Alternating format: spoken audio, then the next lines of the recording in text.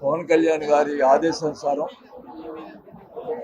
Delimitation committee వేయటం జరిగింది. అలాగే స్థానిక సంస్థలకు సంబంధించి లోకల్ బాడీస్కి సంబంధించి డీలిమిటేషన్ మున్సిపాలిటీలు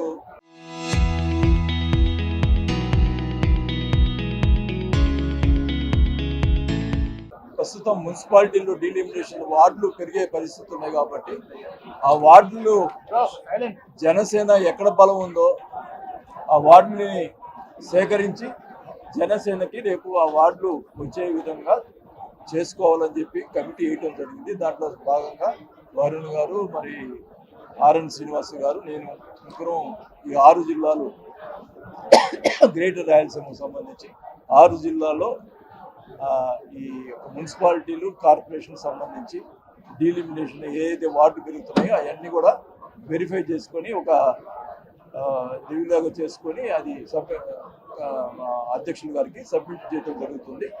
దాని ప్రకారం ఎక్కడైతే బలంగా ఉన్నారో జనసేన సంబంధించి ఖచ్చితంగా కూడా ఎక్కడైతే బలంగా ఉన్నారో అక్కడ వార్డులు అన్నీ కూడా, అలాగే మున్సిపాలిటీ బలంగా ఉన్న దగ్గర మున్సిపాలిటీలు, కార్పొరేషన్ దగ్గర కార్పొరేషన్, ఇవన్నీ కూడా వాళ్ళు చర్చించుకొని జనసేనకి వచ్చే విధంగా చేయటం జరుగుతుంది.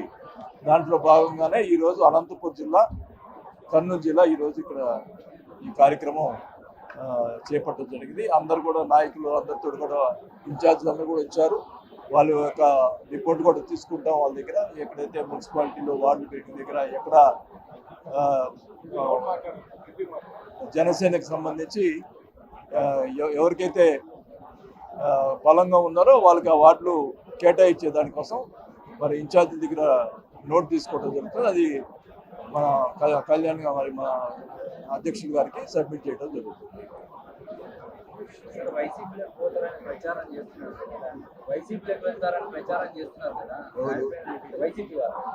నేనా?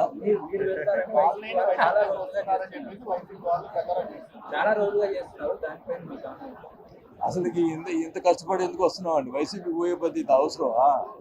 వైసీపీ నుంచి ఎందుకు వచ్చాం బయటికి? ఇన్ని సంవత్సరాలు రాజకీయాలు ఉన్నాను. నా రాజకీయ చరిత్ర తెలుసు కదా. ఎప్పుడన్నా తప్పులు చేశామా? ఎక్కడన్నా పొరపాట్లు చేశామా? నాకు జరిగిన అన్యాయంకి నేను బయటకు వచ్చాను.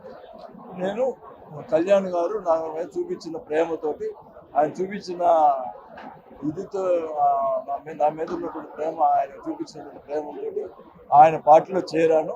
ఆయన కోసం ఏమైనా పనిచేసేదానికి సిద్ధంగా ఉన్నాను. మళ్ళీ దీన్ని మళ్ళీ ప్రతిసారి నన్ను ఏదో ఇమిడిట్ చేస్తారు మీరు ప్రెస్ వాళ్ళు. అంటే ఇక్కడ న్యాయం జరగలేదని వాళ్ళే ప్రచారం చేస్తున్నారు. ఎవరు? వైసీపీ. నాకు న్యాయం చెబుతూ వాళ్ళకి ఎందుకు బాధ? నేను కదా బాధపడాలా? వాళ్ళు నెట్టే వాళ్ళు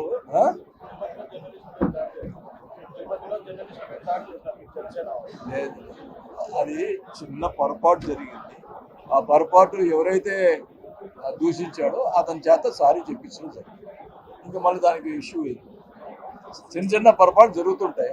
దానికి కార్యకర్తలు ఎవరి చేత మేము ప్రెస్లో పిలిపించి సారీ చెప్పించి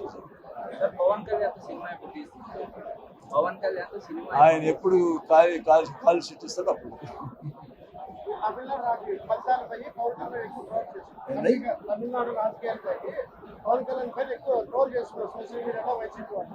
తమిళనాడు రాజకీయానికి ఆంధ్ర రాజకీయానికి సంబంధం? తమిళనాడు రాజకీయం వేరు, ఆంధ్ర రాజకీయం వేరు. తమిళనాడులో జరిగిన పరిణామం ఏంటంటే 40 సంవత్సరాల నుంచి ద్రవిడులు వాళ్ళు డిఎంకే పరిపాలిస్తుంటే వాళ్ళ మీద ఉన్న వ్యతిరేకతతో కొత్తగా ఓటు వేయాలని విజయ్ గారికి ఓటు వేసారు. దానికి దీనికి సంబంధం ఏంటి? అక్కడ డిఫరెంట్, తమిళనాడు కల్చర్ డిఫరెంట్, ఇక్కడ కల్చర్ డిఫరెంట్.